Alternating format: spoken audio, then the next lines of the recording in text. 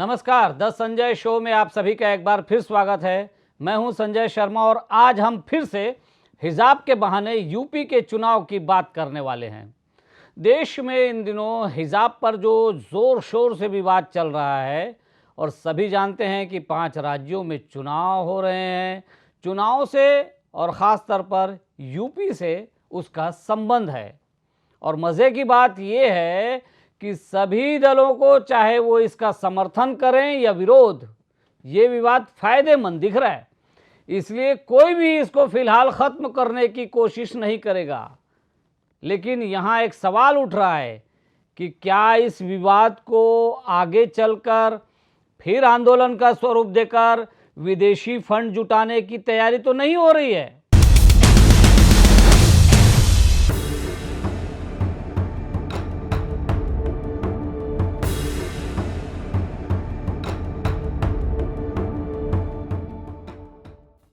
आप जानते ही हैं कि कल तक हिजाब की जिद कर रही लड़कियां कुछ समय पहले तक यूनिफॉर्म में ही स्कूल आ रही थीं। ये लड़कियां बिना हिजाब के इधर उधर फोटो लेकर सोशल मीडिया पर भी डाल रही थीं। लेकिन जैसे ही चुनाव करीब आए, अचानक उनका हिजाब प्रेम जाग गया। शुरू में तब इस पर हल्का फुल्का विवाद भी चलता रहा, लेकिन अचानक यूपी में वोटिंग से ठीक एक दिन पहले जोर शोर से मामला उठा दिया गया और देश ही नहीं, विदेशी मीडिया में भी खबरें चलने लगी। अब हैरानी नहीं होगी अगर इस विवाद की आड़ में विदेशी चंदा जमा करने और प्रदर्शन को लंबा खींचने का खेल शुरू हो जाए। खबरें आती रही हैं कि लोगों को झूठी बातें बताकर या बहला फुसलाकर भारत की सरकार के खिलाफ मुहिम चलाने के लिए विदेशी शक्तियां पैसे भेजती रही हैं। एनजीओ से लेकर कई राजनीतिक दल तक सब इस खेल में शामिल रहे हैं।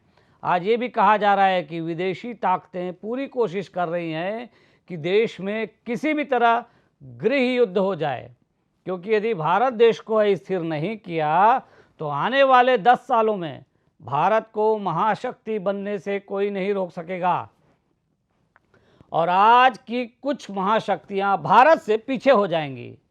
तो अभी तक इस मामले में जो बातें सामने आ रही हैं, उसके मुताबिक ध्यान देने लायक बात यह है कि ये विवाद किसी ऐसे राज्य में नहीं उठाया गया है जो गैर बीजेपी शासित हो।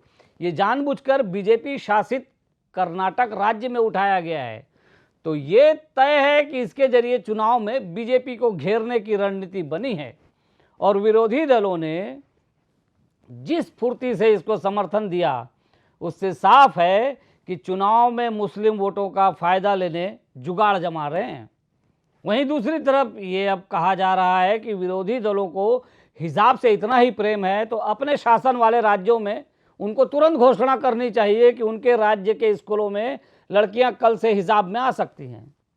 हिजाब प्रेमियों को भी गैर बीजेपी राज्यों में हिजाब की जिद करनी चाहिए, लेकिन कम से कम चुनाव तक ऐसी घोषणा विरोधी दल नहीं करेंगे, क्योंकि इससे हिंदू वोटों के ध्रुवीकरण का, पोलराइजेशन का खतरा है। यूपी में कहा जा रहा है कि बड़ी संख्या में मुस्लिम महिलाएं बीजेपी को वोट देना चाहती हैं, क्योंकि ट्रिपल तलाक खत्म करके और उज्ज्वला जैसी महिलाओं के हित की कई योजनाओं के जरिए बीजेपी ने मुस्लिम महिलाओं के बीच पैठ बनाई है। खबरें आ रही हैं कि मुस्लिम महिलाएं बीजेपी को पसंद कर रही हैं, लेकिन अब हिजाब का विवाद मुस्लिम महिलाओं को बीजेपी से दूर कर सकता है। यदि ऐसा होता है तो बीजेपी को यूपी चुनाव में नुकसान होगा। इस बात को प्रधानमंत्री ने भी कोट किया है, जिससे पता चलता है कि बीजेपी को इस नुकसान की आशंका है। इधर यह भी सवाल उठाया जा रहा है कि सामान्य घरों की हिजाब प्रेमी लड़कियों का मुकदमा सुप्रीम कोर्ट तक पहुंच गया तो वकीलों के लाखों की फीस कैसे और कहां से आ रही है। इधर लगता है कि अब ये मामला वोट से आगे निकलकर एक और शाहीन बाग जैसा होने जा रहा है और उसमें एक बार फिर विदेशी चंदा खाने का जुगाड़ बनाने की कोशिश शुरू हो रही है। मौका तो आ ही गया है, तो चंदा लेकर आंदोलन चलाने में भला क्या दिक्कत होगी। चुनाव में बीजेपी के खिलाफ मुस्लिमों को इसी बहाने एकजुट किया जा सकता है। इधर इन वोटों के ठेकेदारों के लिए जमकर कमाने का मौका भी है। दूसरी तरफ एक और बात ध्यान देने जैसी है कि बीजेपी भी इस विवाद को खत्म करने के मूड में नहीं दिख रही है। उसे लगता होगा कि इसी बहाने हिंदू वोटों का ध्रुवीकरण, पोलराइजेशन किया जा सकता है। यानी अगर मुस्लिम वोट कुछ छिटक गए तो कुछ नए हिंदू वोट जुड़ जाएंगे और भरपाई हो जाएगी। पर यह अभी दूर की कौड़ी ही लग रही है। यानी मात्र इस मुद्दे के आधार पर अलग से हिंदू वोट उसे मिल ही जाएंगे, ये कहना मुश्किल है। जो हिंदुत्व के आधार पर बीजेपी को वोट देते हैं वो पहले ही उससे जुड़ चुके हैं।